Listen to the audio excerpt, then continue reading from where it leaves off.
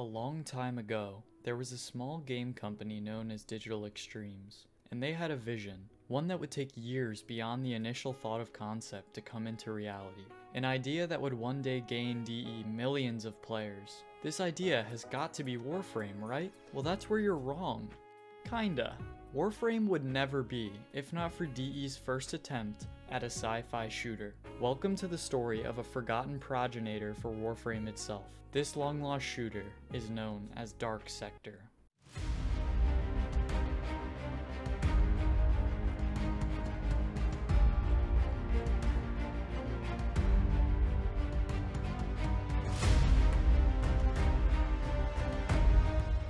Good morning, ladies and gentlemen, and welcome back to the channel.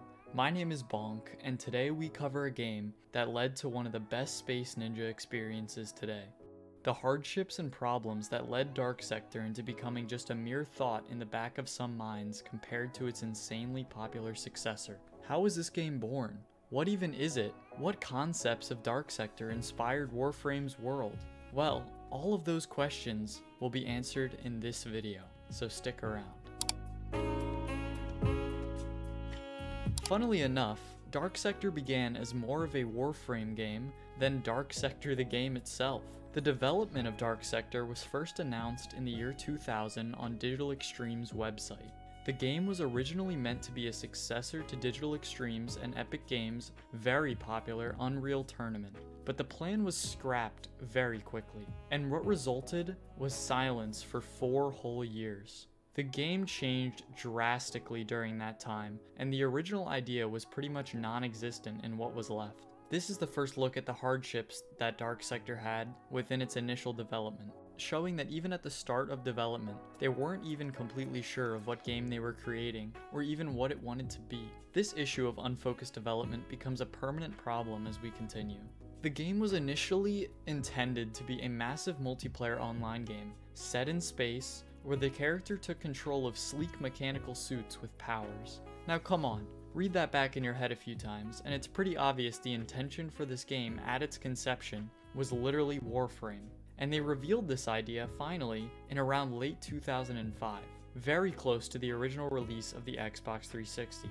But once again, that is not the game the public got, because now we skip on ahead to 2006, where they once again reveal huge changes to the game's core aspects. In this reveal, the main character is finally shown, partially matching with the original idea of the body armor suit, with the infection on this character beginning to take over his body. They also reveal a much less sci-fi environment. The environment change is cited by Digital Extremes to not really be their choice completely, with other publishers and companies wanting a more down-to-earth type gameplay and world. This marks the second time that the original idea that DE wanted to make was shifted for the inevitable worse. The change was also stated to be because they wanted Hayden to fit better into his surroundings and make the story more relatable. I think it's pretty obvious for most folk that play video games that realism shouldn't be your top priority. Games are an escape, a reason to go into wild worlds having fantastical power. And of course there's exceptions, people like Farming Simulator, or people like Call of Duty. And these games are more realist. Maybe not, 100% realism, but they do err on the more of a side of realism. But my point I want to make clear is that if your original idea isn't realistic out in the real world, when plopped in a video game universe, it doesn't matter. Games that are unrealistic can still be the best around, and realism should never hold back a developer's creativity. But finally the game released on PS3 and Xbox 360 on March 25th, 2008, to a decent reception, with IGN giving it a 7.7 out of 10. Nothing to scoff at for sure. So what's the gameplay like that resulted in this game being received kinda well, even after its very turbulent development?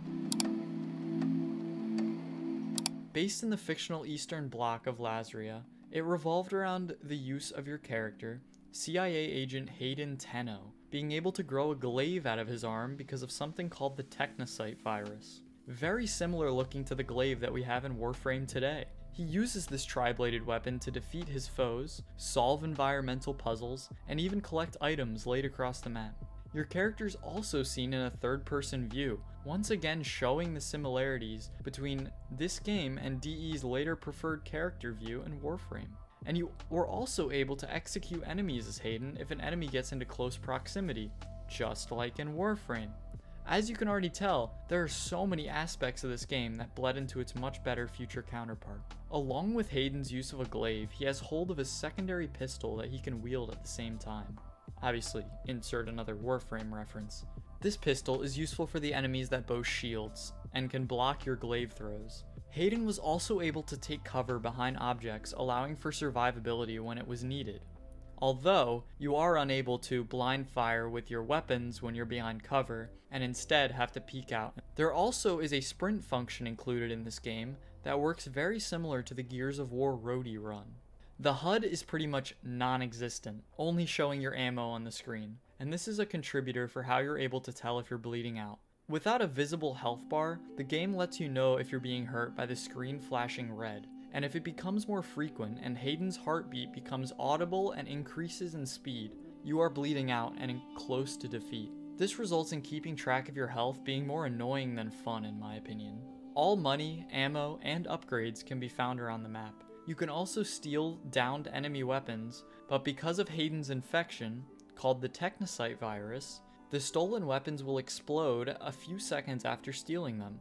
But you can also get access to some better weapons than your pistol through the black market, being able to obtain a shotgun and a rifle, as well as one smaller weapon to replace your small pistol. This game included a single player mode as well as 2 multiplayer modes. The multiplayer modes were known as Infection and Epidemic. Infection is played by one person in the match being chosen as Hayden and fighting off soldier characters played by everyone else. An Epidemic, in my opinion, the more skilled version, is a game mode where each team is given one Hayden player, and the winner of the match is whichever team defeats the other's Hayden. Dark Sector itself just seems like an interesting concept gameplay-wise, but even in just that explanation, I'm sure you can see where the problems began. The lack of diversity in weapons and gameplay, and most of this game in general, just has kind of bland and drab environments.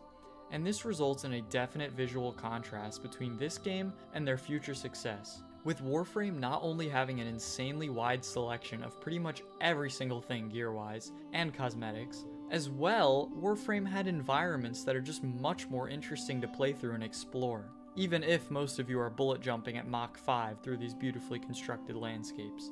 Now why don't we take a quick peek at the story. As many of you know, some games can be lacking in gameplay itself slightly, but a good story and campaign can save the game from being held back by those issues. So let's talk a very small bit about the concept of Dark Sector and our hero Hayden's story. We're just gonna go over the intro mission here, and the main concepts that will pretty much give you the gist of what the story's all about. The game opens with our hero Hayden Tenno sneaking into a gulag said to hold prisoners infected with the dreaded Technocyte virus, causing these prisoners to go crazy and have metallic skin. Your mission is to find a captured operative, stop the spread of this pandemic, and kill the man responsible for gathering the infected in the gulag, a rogue CIA agent known as Robert Mesner. After you find the operative, he tells you what you need to know, and then you kill him, but only after he gives you an ominous warning of Mesner's goals. On your way out of the gulag after failing to hunt down Mesner, you encounter an enemy known as Nemesis, who is crazy powerful. After a short battle with a rocket launcher that doesn't go your way, your hero is knocked off a roof and wakes up next to Mesner, who begins to berate you. When Hayden becomes sick of this, he attempts to go for his gun, but Nemesis stabs him in the shoulder, resulting in the Technocyte virus infection transferring to you. This is how you get your powers, as Mesner says he wants you to suffer with this curse for the rest of your life. But Hayden had a trick up his sleeve. He had planted C4 charges in the gulag during his escape, and he detonated them, escaping Mesner. And that's pretty much the gist of the opening mission and the base story concepts. You want to stop Mesner, stop the virus, and now figure out what in the hell Nemesis is. So far, not a terrible story. Evil traitor wants power, hero tries to stop him, resulting in your very own origin story. It sets up why you want to stop the virus and sets up the villain pretty decently. This is not a great story though. Maybe a decent story setup, but it needs much more. It isn't enough to carry the problems within the gameplay and the environments of this game. I'm not going to tell you guys every plot point in this game, obviously, as the most important aspect of this video, how this game was made, and how it led to the Warframe we know today. But I thought it was important for you guys to understand the main concepts of the game's story, as they kinda involve what became Warframe, with the Technocyte virus being that suit of armor, and affecting him to have that metallic look. But let's move on to something I think most of you guys would be pretty interested in. We're going to take a look at some things that made it into Warframe today, that were originally somewhat part of Dark Sector. Basically, Easter eggs.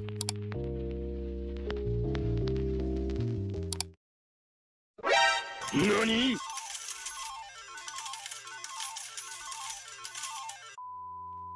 There are a bunch of references to Dark Sector within the game we all love, and there's probably some you never even realized was a reference that you see every time you play the game. Let me tell you all the important ones. I'm not going to include some of the really small references or the ones that are less concrete and not for sure. An example of one that's not as concrete is the older version of your operator, like the Drifter.